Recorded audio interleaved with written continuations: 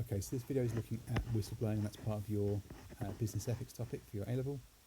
And whistleblowing can be defined as when an employee reports wrongdoing at the organisation they work, and that could either be reporting it to their employer, or it could be reporting it externally to the public or to the press. One thing that is important to note is that whistleblowing is different to what we call raising a grievance. And a grievance is when the employees are complaining about the way that they've been treated. Instead, whistleblowing is reporting treatment that affects other people. So it could be customers or the general public or other employees.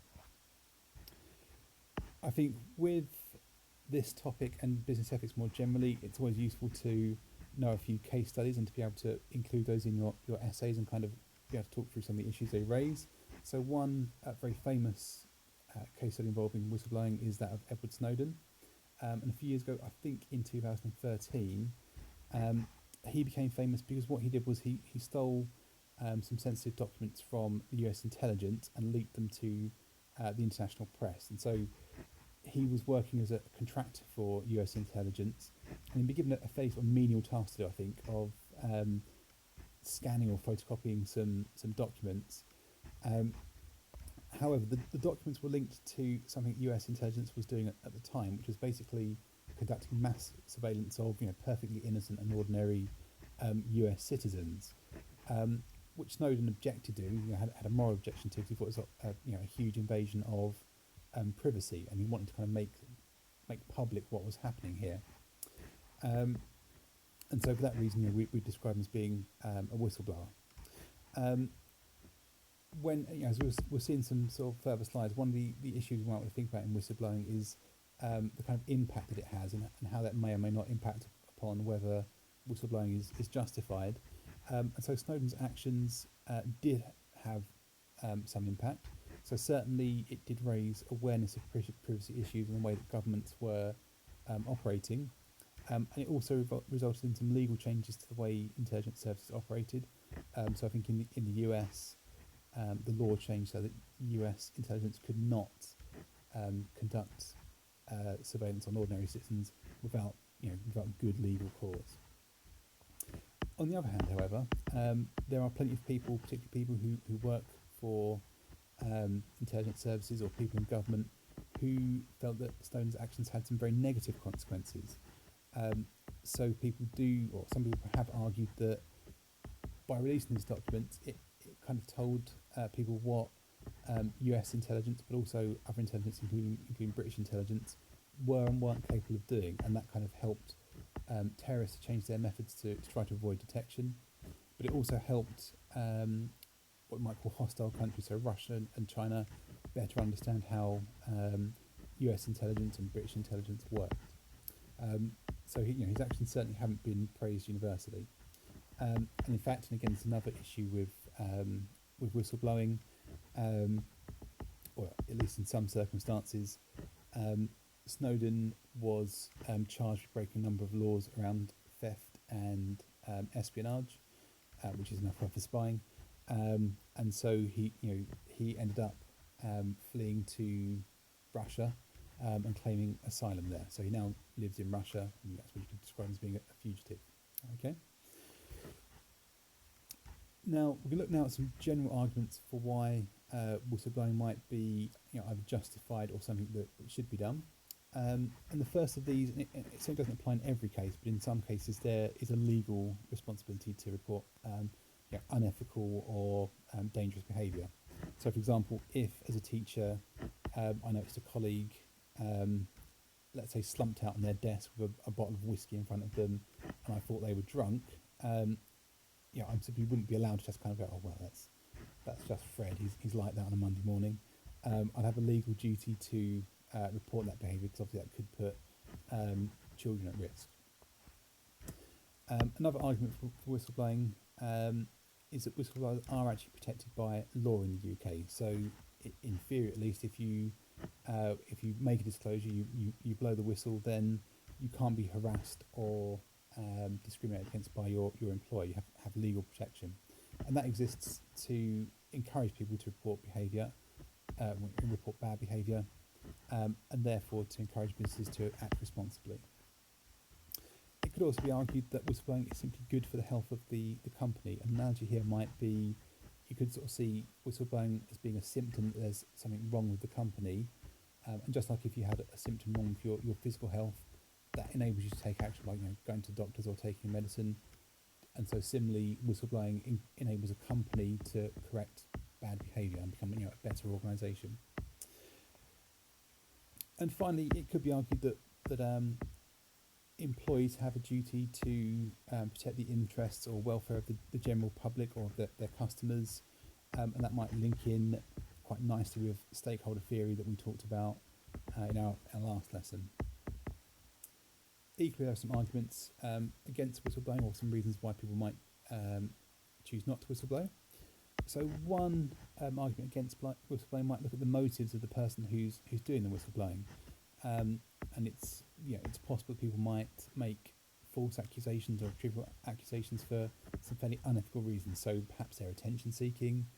They really might dislike their boss or somebody they work with, or they might perhaps feel aggrieved because perhaps they've been passed over for promotion. So their kind of response to that might be to make some kind of complaint about the company.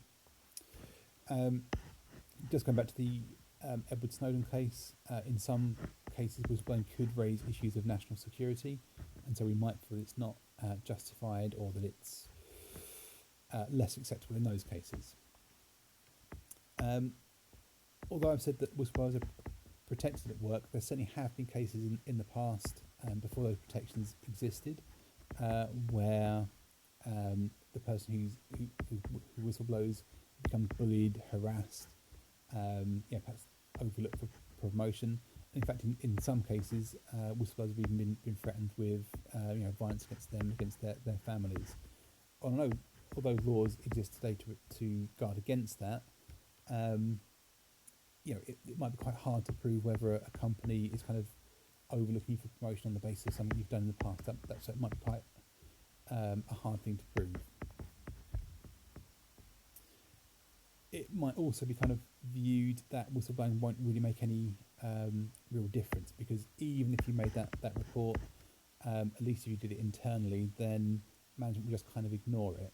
So just kind of give you an example, before I became a teacher, I used to work in recruitment. I used to recruit for estate agencies, and so there was one estate agency I used to recruit for where part of their selection, they got people to do a questionnaire, and one of the questions on that was, are you an honest person? Yes, no. And if people ticked yes, that they were an honest person, then instantly that person would not get a job with that estate agency, because they were actively looking for dishonest people. And so you could kind of say that in that kind of culture, if somebody had reported wrongdoing, it wouldn't really do very much, because even if perhaps if one person might lose their job because they got caught out, fundamentally that company's values were ones that value dishonesty rather than honesty. And the last one, linking to shareholder theory that again we looked at in the last lesson, it could be argued that an employee's responsibility is to make money for the company, and so if they're kind of acting as some kind of social worker to the general public, or trying to be some sort of saint, then they're just distracting from what their real duty for the company should be, which is to make it money. Okay, the next thing we look at is applying ethical theories to whistleblowing, and so we're going to look at Kant and utilitarianism. And as a reminder, for the business ethics topics, you need to be able to apply Kant and utilitarianism to business ethics and the different subtopics, and also you need to be able to evaluate whether Kant or utilitarianism is the better approach to business ethics. Okay, so applying Kant first of all. I think that Kant actually fits quite nicely with the idea of whistleblowing, because I was having a think, and I'd say that if you think about the first formulation of the categorical imperative, which is that moral maxims have to be universalised, I think it's fairly obvious that you couldn't universalise not reporting wrongdoing, because if you think it through, that would mean that you wouldn't report wrongdoing. If you saw somebody being murdered in the street, then you wouldn't report that. Or if you saw somebody being mugged, you wouldn't phone the police. And Kant kind of asks us to think about what kind of world we would live in if we universalise a particular maxim. I think we probably agree that if nobody ever reported wrongdoing, that would be a pretty horrible kind of world to live in, wouldn't it? I think it also fits quite nicely with the second formulation, and that's the one about not treating people purely as a means to an end. Because I think if you are whistleblowing and trying to protect people's interests, then I think that shows respect for the rights of others. And conversely, if you didn't whistleblow and you just allowed exploitation to go on, then that might be seen as treating people as a means to an end. And kind of linked to the second formulation, we know that Kant has a high respect for the autonomy of others. And again, you might kind of say that by reporting bad behaviour, making customers perhaps more able to make an informed decision, again, you're respecting that autonomy. Good look at some perhaps weaknesses or criticisms of applying Kant next. So the first one is that whistleblowing seems like it might set different duties against each other. So we might think there's kind of a duty of truth-telling or preventing harm, but on the other hand, we might also think there are duties around loyalty and fulfilling contracts. And we also know that whistleblowing might require actions which Kant might disapprove of, such as stealing or lying, because if you're trying to obtain proof that you can then perhaps take to the press or to your boss, then you might perhaps need to steal a company document, or perhaps to lie about what you were doing in a particular place. And we know from our kind of studies of Kant a few topics ago that Kantian ethics does really struggle with the idea of conflicting duties. And Kant kind of says that really duties cannot conflict. And so the next bit we'll look at is perhaps how you could argue against some of these criticisms. Again, it's a useful thing to be able to do an essay. So just kind of build on that last point. Kant's argument would be, perhaps in response to this, to say that actually duties cannot and do not conflict. If we think we've got a conflict of duties, then we must have misunderstood at least one of them. And so you could argue perhaps that maybe if we do kind of think that whistleblowing is some kind of duty, we would kind of have to kind of say, well, but you'd have to go about it in ways which don't break other categorical imperatives. So, for example, whistleblowing might require that we don't steal to whistleblow, or we don't tell lies to whistleblow. And we could argue that, and this would not be Kant's argument, incidentally, but we could kind of say, yes, there kind of are conflicting duties, but maybe some duties have priority over others. So perhaps preventing harm might be more important than keeping a contract. And just going back to that first point I made, about duties not conflicting, and Kant saying perhaps we've misunderstood them. Just building on that point, what we could say is, well, we might say that fulfilling contracts is some kind of a duty, because Kant would say that if we never, if we break, you can't universalise contract breaking, because then the whole point of making a contract, making a promise to somebody would be defeated, because you can never trust the promises and the contracts that people make. However, I guess you could dig into it and say that the maxim should not always be to fulfil a contract, but perhaps a maxim could be something like to fulfil a contract that doesn't require any illegal or unethical behaviour. So perhaps the maxim just would need to be sort of tweaked a little bit. Okay. And the second theory we need to apply is utilitarianism. And remember, there are two types of utilitarianism we're going to think about here. So within act utilitarianism, obviously because act utilitarianism looks at each action individually, there'd be no general duty to whistleblow, and instead we'd need to consider whether a specific act of whistleblowing maximises happiness or not. Conversely, within raw utilitarianism, well, a raw utilitarian might think that society as a whole would benefit if wrongdoing is reported, and therefore we should follow a generalised rule of reporting unethical behaviour, even if in a particular instance it might not maximise happiness. Okay, so again, some possible criticisms or disadvantages of applying utilitarianism to whistleblowing.